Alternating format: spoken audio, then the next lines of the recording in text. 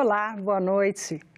O Supremo Tribunal Federal suspendeu o início do voto impresso nas eleições de 2018. Senadores favoráveis à decisão citam economia de recursos públicos. Já os contrários alegam a necessidade de transparência. Com o argumento de que o voto impresso viola o sigilo, caso a urna apresentasse algum problema técnico, a Procuradoria-Geral da República recorreu ao Supremo Tribunal Federal contra essa norma da mini-reforma eleitoral de 2015. Por 8 votos a 2, os ministros do STF acataram o pedido de liminar para suspender a impressão do voto nas eleições de outubro de 2018. Para a senadora Gleice Hoffmann, a decisão foi acertada.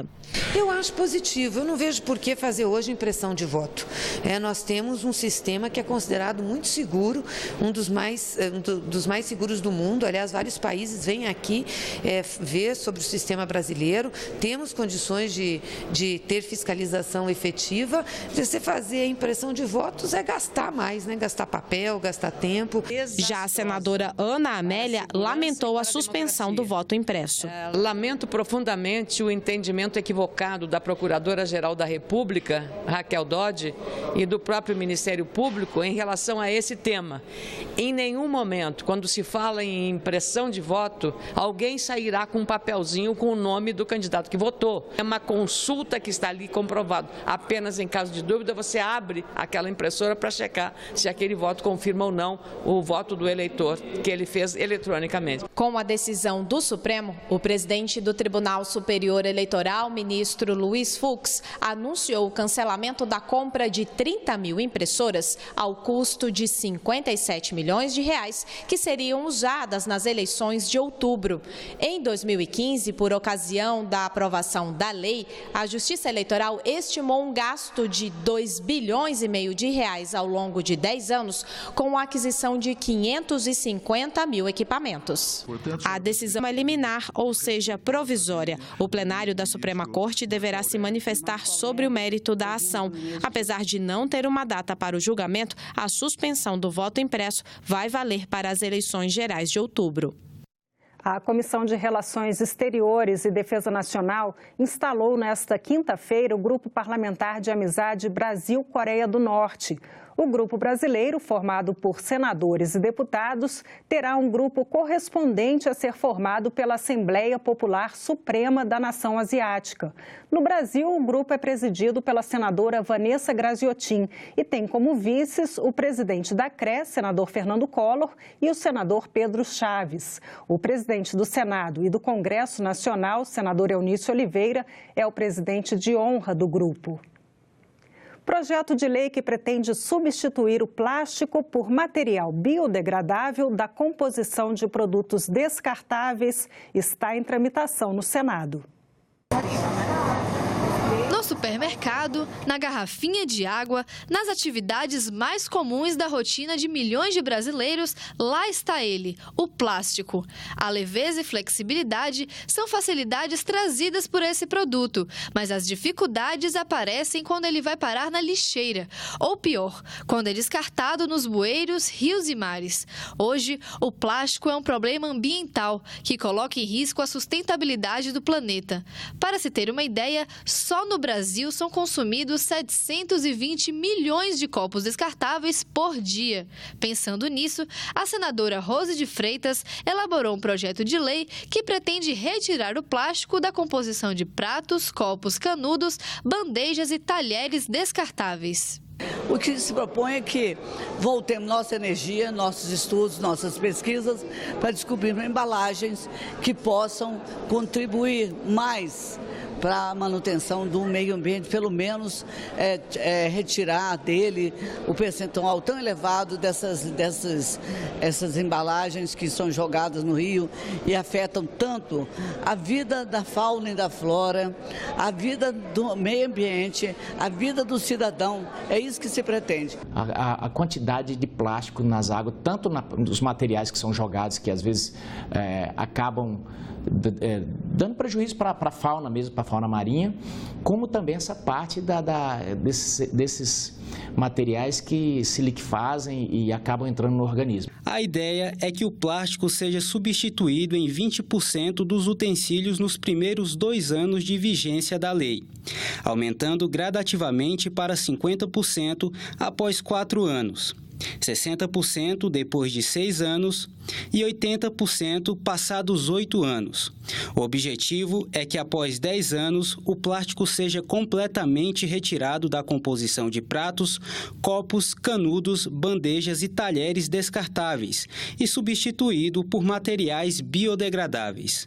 Um copinho de plástico como esse leva de 250 a 400 anos para se decompor, dependendo do local onde ele é descartado. Agora, se ele fosse feito de plástico biodegradável, o seu tempo na natureza seria de apenas 180 dias. Realmente a diferença é grande. E embora o projeto de lei já tenha sido aprovado na Comissão de Meio Ambiente, ele ainda precisa passar por outras comissões, pelo plenário, pela Câmara, e assim vai demorar um pouquinho para entrar em vigor na sociedade. Mas se enquanto isso, a gente tivesse outra forma de consumir que gerasse ainda menos impacto para o meio ambiente. Há que se ter uma combinação entre os dois fatores. Se utilizar plásticos mais amigáveis ao meio ambiente, que possam ser facilmente degradáveis, e há que se ter também uma informação, um processo educativo junto à população para se diminuir a cultura do descartável. Empresas que participam de licitação em obras públicas podem ter que reservar vagas para a contratação de pessoas em situação de rua. É o que prevê um projeto aprovado na Comissão de Assuntos Sociais do Senado e que está na Comissão de Constituição e Justiça. Acompanhe na reportagem de Soraya Mendanha. Rogério Soares, conhecido como Barba, foi abandonado pela mãe assim que nasceu. Ele viveu nas ruas por 30 anos e conta as dificuldades enfrentadas. Fiquei 8 meses sem tomar banho, eu estava tomando 1 litro de álcool de poço por dia. Eu comia comida do lixo como um animal come, normal, para mim era normal aquilo. Com o objetivo de reintegrar gente como o Barba na sociedade, um projeto em tramitação no Senado prevê para as empresas que participam de licitações de obras públicas a reserva de vagas para contratação de pessoas em situação de rua. Esse sim, estão à margem de qualquer possibilidade de inclusão. Menosprezadas, fracassadas e desumanizadas. Provavelmente são todos os fatores que levam aí a outros distúrbios como alcoolismo, depressão, suicídio e tudo mais. O presidente do Sindicato da Indústria da Construção Civil do Distrito Federal considera importante a contratação de parcelas excluídas da sociedade, mas acredita que elas deveriam ser feitas por meio de incentivo às empresas. Nos primeiros tempos, a absorção seria mínima, pequena, mas ao longo do tempo, a absorção iria crescer, primeiro, no custo.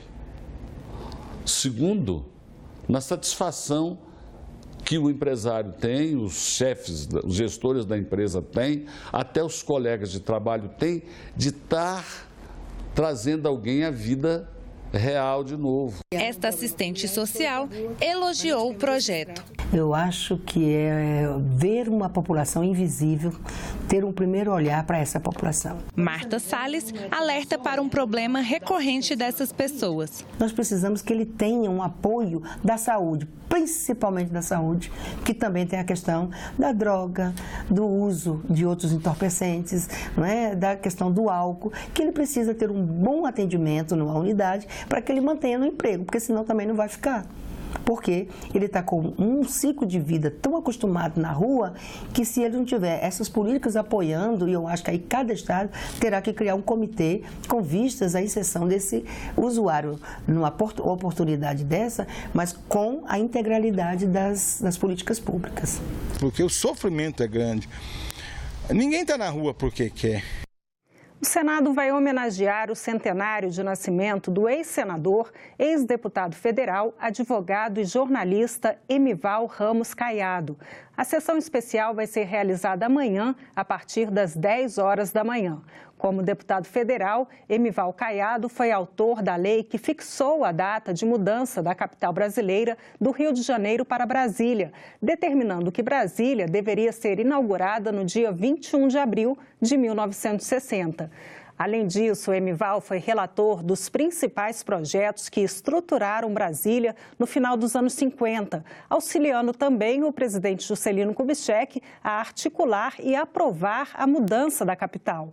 A homenagem foi requerida pelo senador Vicentinho Alves. Servidores públicos do Senado e da Câmara testam o novo documento nacional de identificação. De acordo com o senador Dário Berger, ele estará disponível para os cidadãos brasileiros até o fim do ano. Veja na coluna Salão Nobre com a jornalista Glauciene Lara. O novo documento nacional de identificação é um QR Code no aplicativo de celular que reúne identidade, CPF e o título de eleitor. Ele é baseado na biometria armazenada no banco de dados do Tribunal Superior Eleitoral. Por isso, só quem fez cadastro biométrico na Justiça Eleitoral poderá ter acesso. De acordo com o TSE, 82 milhões de brasileiros já registraram a biometria. Por enquanto, o documento está em fase de testes para servidores do TSE, do Senado e da Câmara. De acordo com o senador Dário Berger, que faz parte do comitê gestor do novo DNI, no segundo semestre ele vai chegar à população brasileira, começando pelo estado do Paraná, que já tem 90% dos cidadãos com cadastro biométrico. Dário revela que o passo seguinte será incluir outros documentos no aplicativo e evoluir o cadastro para o reconhecimento facial. O documento não tem versão física, só digital mesmo, mas o senador garante que ele é mais seguro que a atual cédula de identidade. Vai ter um caráter nacional, biometricamente identificado, razão pela qual jamais nós teremos essa duplicidade de identificação, como a gente percebe hoje com os meios físicos atualmente em vigor. Se a pessoa perde o celular, há um risco para a segurança dela? Não, porque ele está cadastrado biometricamente.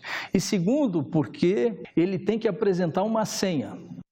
A entrevista completa sobre o novo documento nacional de identidade você assiste no programa Salão Nobre, logo depois do Argumento. E nós ficamos por aqui. Você pode rever as reportagens desta edição na nossa página na internet, senado.leg.br/TV. Fique agora com o programa Argumento. A convidada de hoje é a senadora Marta Suplicy. Muito obrigada pela companhia. Continue sintonizado aqui, na TV Senado.